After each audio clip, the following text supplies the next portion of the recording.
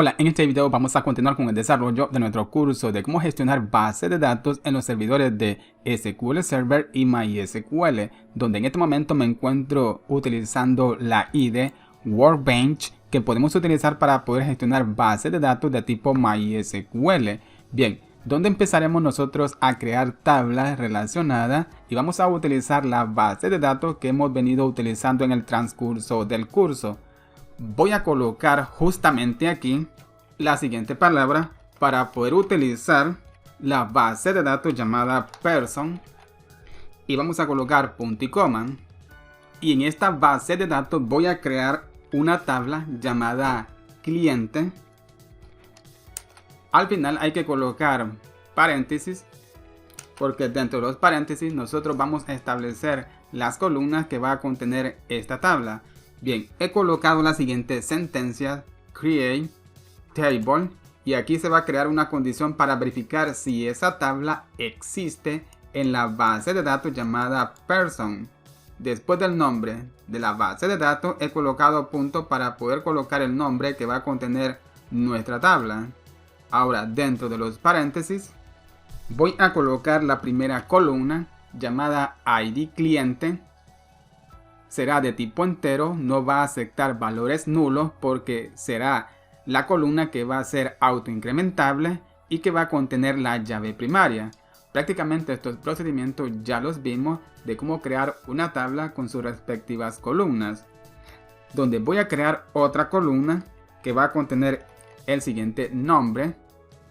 Será de tipo varchar, su longitud será de 45 y va a aceptar valores nulos.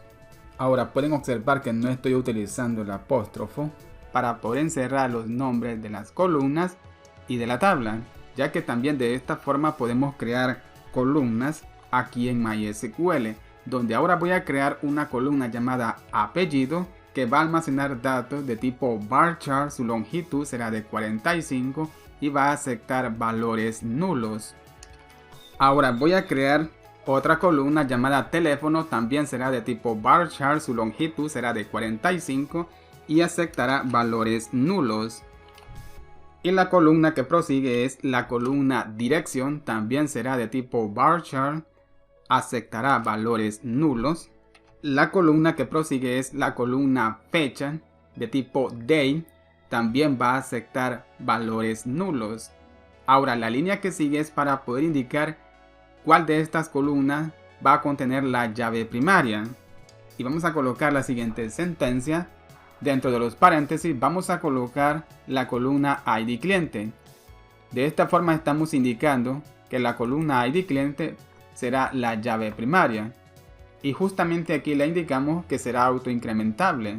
De esta forma ya tenemos la query para poder crear una de las tablas llamada cliente.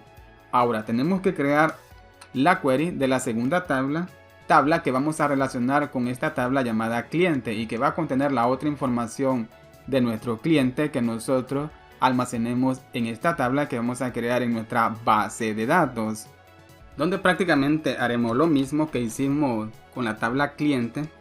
Vamos a colocar la siguiente línea de código para poder verificar si la tabla reportes existe en la base de datos llamada person.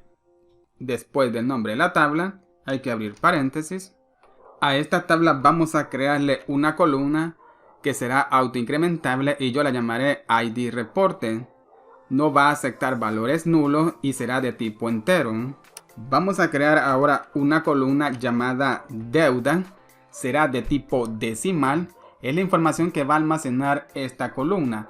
Dentro de los paréntesis de la siguiente sentencia o función he colocado los siguientes argumentos: el valor de 10 para indicarle la longitud de datos que va a almacenar, luego hay que colocar coma y voy a colocar el valor de 1 y que yo quiero visualizar un decimal en esa información. Si nosotros no colocamos el valor de 1, prácticamente esa información se va a visualizar como un dato de tipo entero sin decimales. Haremos que acepte valores nulos.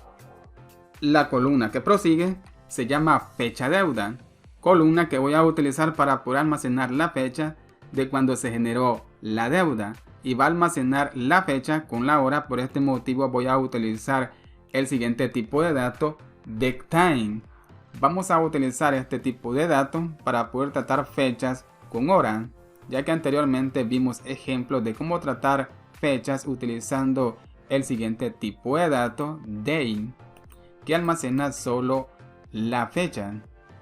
Voy a crear otra columna llamada pago, que también va a almacenar datos de tipo decimal y aceptará valores nulos. Vamos a crear otra columna que va a almacenar la fecha con la hora, y esta columna se llamará fecha pago, donde la fecha que se va a almacenar en esta columna es cuando el cliente efectuó el pago sobre la deuda que contiene con el sistema. Vamos a crear otra columna que será de tipo decimal, va a aceptar valores nulos, y yo a esta columna le llamaré deuda actual, donde voy a almacenar la deuda actual del cliente. Justamente aquí tengo la columna deuda, que va a contener la deuda general que contiene el cliente con el sistema, pero la información que voy a almacenar en esta columna deuda actual será la deuda actual del cliente cuando el cliente realice un pago sobre la deuda. Claramente la deuda se irá decrementando según el pago que esté efectuando nuestro cliente, y esa información es la que voy a almacenar justamente aquí en esta columna. Vamos a crear otra columna y yo la llamaré cambio. También va a almacenar datos de tipo decimal. Voy a utilizar esta columna para almacenar el cambio que pueda proporcionarle el sistema al cliente. Un ejemplo, si el cliente paga con una cantidad mayor de acuerdo a lo que tendría que pagarle al sistema, esto significa que el sistema tendría que devolverle un cambio, y es la información que voy a almacenar en esta columna. Pero pensándolo bien, voy a crear otra columna, pero yo a esta columna la llamaré de la siguiente forma, convenio, ya que en esta columna lo que haré será almacenar la cuota quincenal o la cuota mensual que tendrá que pagarle el cliente al sistema. Ahora vamos a colocar la columna ID cliente, columna que se va a utilizar para crear la relación de la tabla clientes con la tabla reportes. Hay que recordar que esta columna tiene que almacenar el mismo tipo de datos que almacena la columna ID cliente, que contiene la llave primaria y que es autoincrementable. Si está almacenando datos de tipo entero, bien, esta columna también tiene que almacenar datos de tipo entero, ya que esta columna va a contener la llave foránea, y es lo que haremos justamente ahora. Vamos a indicarle que esta será la columna que va a contener la llave foránea y que se va a utilizar para poder relacionarla con la columna que tenemos en la tabla clientes. Y justamente ahora empezaremos a crear esa llave. Ahora, con esta palabra index, lo que estamos haciendo es crear un índice utilizando el siguiente nombre y utilizando la columna ID clientes de la tabla reportes. Tenemos que proporcionarle reglas, y por este motivo vamos a utilizar la siguiente sentencia para especificarle cuáles serán las reglas que va a contener esta llave. Utilizando estas sentencias o palabras reservadas, indicamos que la columna ID clientes va a contener la llave foránea. Otra regla que tenemos que proporcionarle a esta columna es indicarle que será una referencia de la columna ID cliente que nosotros tenemos en la tabla cliente. Por este motivo vamos a utilizar la siguiente palabra reservada.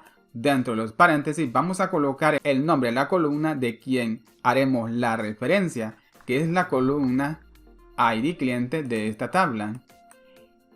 Prácticamente el nombre que contiene esta columna tenemos que colocarlo justamente aquí dentro de los paréntesis, ya que si no le colocamos el mismo nombre tendremos problemas. De igual forma, justamente aquí tenemos que colocar el mismo nombre de la columna ID clientes que tenemos en esta tabla. Otra de las reglas que tenemos que especificarle a esta columna y a la tabla es que no podremos eliminar información de esta tabla hasta que nosotros eliminemos la información que está vinculada al registro que nosotros queramos eliminar. Esto significa que no podremos eliminar ningún registro de esta tabla porque estará relacionada a la tabla clientes, a menos que nosotros eliminemos primero la información del cliente en la tabla clientes y luego eliminemos la información de este cliente en la tabla reportes. Pero no podemos primero eliminar la información de la tabla reportes y luego eliminar la información de la tabla clientes. De igual forma haremos con una restricción para actualizar la información de esta tabla. Bien, más adelante veremos un ejemplo más detallado sobre estas acciones de restricciones de esta llave foránea. El punto es que ya tenemos el código completo para poder crear dos tablas, la tabla clientes y la tabla reporte, tablas que estarán relacionadas, pero la tabla que prácticamente se relaciona con la tabla clientes es la tabla reportes. Recuerden que no es la tabla clientes hacia la tabla reportes, es la tabla reportes hacia la tabla clientes. Bien, al parecer tengo un pequeño inconveniente, tengo código en rojo. Creo que aquí me hace falta punto y coma. Perfecto. Ya no tengo código en rojo.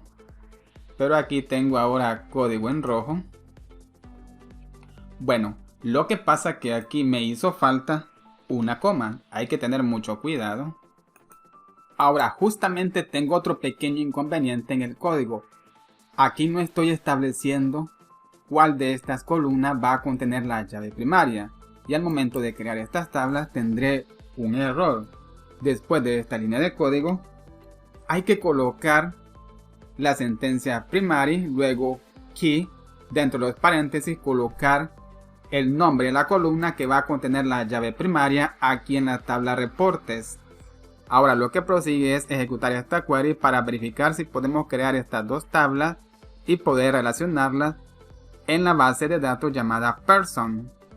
Bien, voy a ejecutar la query. Muy bien, como pueden observar, se han ejecutado satisfactoriamente las queries. Voy a pasar a la base de datos y voy a actualizar.